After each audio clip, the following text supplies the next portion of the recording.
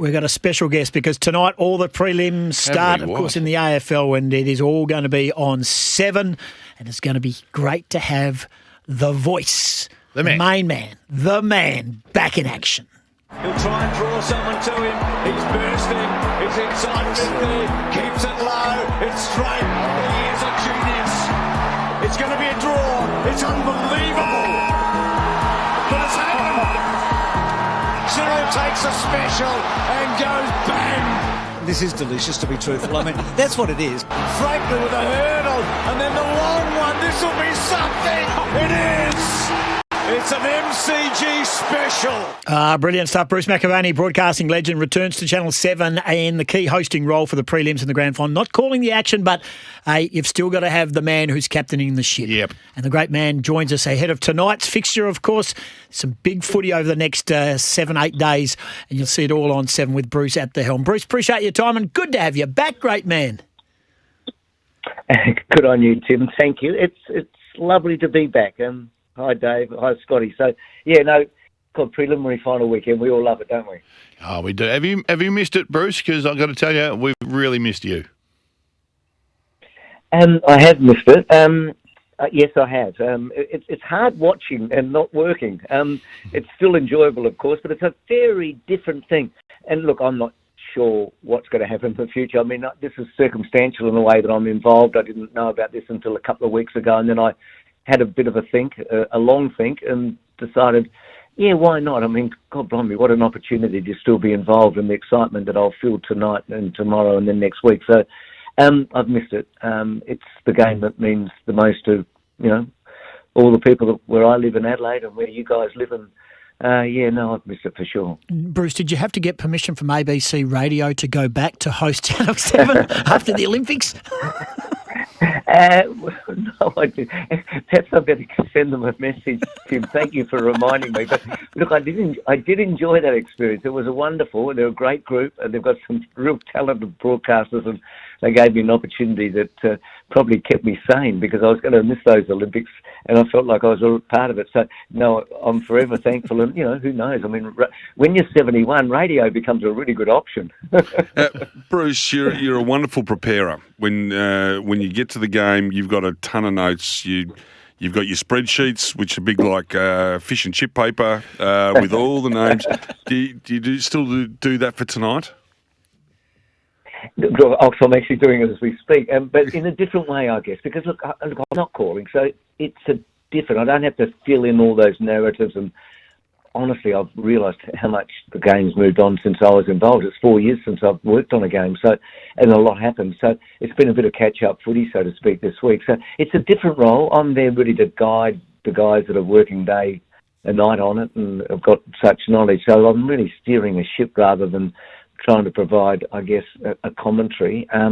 So I've looked at it slightly differently, but there's nothing like having a bit of knowledge. So that's where I'm sort of landed at the moment. So hopefully it all goes well. I'm going to be nervous. I have a bit of trepidation about all of this, because it is a big night and there's a lot of responsibility, and I just don't want to mess it up. So I just want to play my role, I guess. Hey, Bruce, like we as players, we all have our heroes, and when we get to speak to them, it's massive. And I know there's a lot of ex-players now in commentary roles, but to them, you're their hero. How many of these guys that are working at the moment have reached out to you for advice or any sort of tips along the way? Scotty, look, the guys I'm working with tonight, a lot of them I've had a little mentoring role. That's for sure. Every one of them, when they come in, if I was working with them and they'd ask me anything, I'm so happy to pass on whatever knowledge I've got. There's 2 or 3 that are working this year with 7 that I've gone and had a coffee with and had a chat to, and because they've asked me to. So, look, I think one of the joys of being experienced and being a veteran is when you're asked about your experiences and what you've learned, because we're all doing that. So I feel connected to these people I'm working with tonight in a very meaningful way. I'm going to learn a lot from them tonight, and I've learned a lot from them over the years. I mean, standing alongside people that I revere and have watched and called and learning from them. So it's a two-way street. But it's one of the beauties of working with a team. I really love that collegiate effort. You're not on your own. You're side by side with people you respect and you enjoy their company. Bruce, I was with you in 2008 and I saw the twinkle in your eye when Surioli was able to pick up the footy. Is he your favourite? Is he the one player that you've enjoyed calling more than any other? He's right up there, Roxy. For all of us, he was special, wasn't he? I won't go to that other word, but for all of us, he was special. He was dynamic. He was a match winner. I mean, I just love the way he went about it. There are so many. Franklin in his pomp, very early on, Lockett and Dunstall, but Gary Ablett Senior, but Wayne was a big part for me. Friday nights I caught a lot, and Carey seemed to be there a lot and winning matches. More recent times, Martin's probably, Dusty and Duck are probably the two biggest match winners, I reckon. Look, Gary Ablett Senior is the other one, but they're probably the three that I think could win a match in a twinkling of an eye.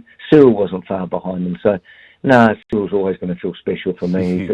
I love the way he went about it. And what about the family? I mean, there's a Rioli tonight. There's always going to be a Rioli, isn't there? Yeah, there's a lot of them. There is a lot of them. You worked with Ox for about 7 years, Bruce. Did you think he was going to last 7 years when he first walked in the door? Not a chance. What did he bring to the table? Well, he's got a big, broad chest. He's a big boy. He can take a whack and he can move on. Look, David, we enjoyed those times. No, the thing with Ox, he's always got an opinion. He's prepared to voice that opinion. And I think I really enjoyed his company. I never felt like I could have you on a tight rein, Ox. I always had to have you on a loose rein because you're at your best when you were let go. He's not someone you could corral. You couldn't put him in the stable at night. He's much better off being out in the fields, I reckon, the Ox. Anyway, you treat everybody a little bit differently, but no, they were fun times, Ox, weren't they? Yeah, they were. And I was just asking the boys about Dennis, and Dennis was well prepared as well. And all the good callers are. You've got to turn up with, as you said, your knowledge, but you've also got to have your timing right. And you and Dennis just had great timing. There's no greater combo.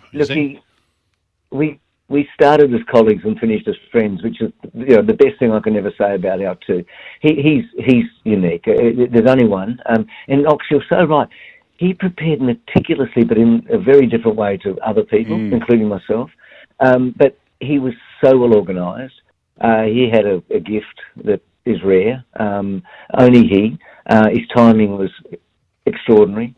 My favourite match as a caller is the 2016 Grand Final. It was his last game. We knew that. It was very emotional. It was a wonderful match. I mean, incredible.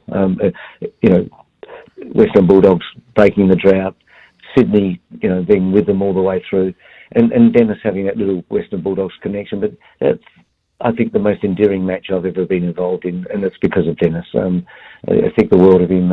I think he's as good as we've ever had in any sports, but in football he made it his sport, and I think we all revere what he was able to do. I was in awe of him for a lot of my broadcasting career. We love him obviously here, but he is absolutely one of the great human beings, Bruce. I agree with you. How much footy have you been watching? I'm assuming you don't miss too much, and who do you like over the next couple of weeks? Well, tonight and tomorrow and next week? God, that's the hardest question of the lot. I mean, because there hasn't been a team this year you can trust. And I say that with all sincerity. Every team this season has had some shockers, and they've put shockers together, or they've had fantastic runs. And these four teams are absolutely symbolic of that. The obvious answer is Sydney and Geelong win this weekend and then toss the coin. Then that's the way I'll go. But it's been a season where what we've expected has not happened. So I wouldn't be at all surprised at whatever happens. I think Brisbane are nearly 50-50. I've got Geelong just in front of them. I think Port are probably 40-60, so I've got Sydney in front of them. And then on Grand Final day, I'm thinking the Cats, and I didn't think that until I saw them play Port Adelaide 2 weeks ago. I reckon that's about as good a football as we've seen this year. And I think at the MCG, if Geelong win and Sydney win tonight, then I think Geelong start narrow favourites. Hey, Bruce, we're all consumed and we all get caught up in the social media world that engulfs footy and sport and media and the like. How much connection do you have to social media? Tim, I can honestly, hand on heart, say I've never looked at it and wouldn't know how to find it. And speaking of Dennis, we used to catch up once a year, about round 13, and go and have breakfast together, staying at the same hotel. We'd go across the road. And one of the things he said to me at one stage, which resonated, he said, Bruce, if I were you, I'd never go on social media. Now, I took that from Dennis as being a really polite way of saying not everyone loves you, and you don't want to read what you're... So I've always been of the opinion that I'm probably a bit better than some people think I am, but not as good as others. So I have never looked at social media and wouldn't know how to find it, Tim, and honestly, I have not missed it. Well done. Move. Yeah, good move. Well done. It's a dead set swamp. I remember Kevin Bartlett saying once, Bruce, that if the Prime Minister is selected with less than 50% of the vote, understand that not everybody's going to like you. And if you want to stay in this game, you've got to have thick skin. Yeah, I'm almost 60. I wish I didn't find social media too. And you know what? If you do ever find it, never read the comments. Wouldn't we all like to be an ox with that thick skin, eh? Yeah. Ooh, yeah, well, it's not good. I'm in trouble at the moment, Bruce. At the moment, and it's not great. But anyway, Hey, we move on. Ox, you can handle a committee at a golf club. I know you. Don't you worry about that. Thank you. Last one for you, Bruce, from our listeners of texting in and loving hearing you. And we can't wait to see you back in action at the helm of Sevens coverage tonight, tomorrow night and grand final day. It's going to be massive. Again, really difficult to answer. It's like trying to pick your best child, your favourite child. Olympic 100, opening bounce of an AFL grand final, or a Melbourne Cup finish. Can you put them in first, second and third order, please? How greedy can I be? Look, God, blimey.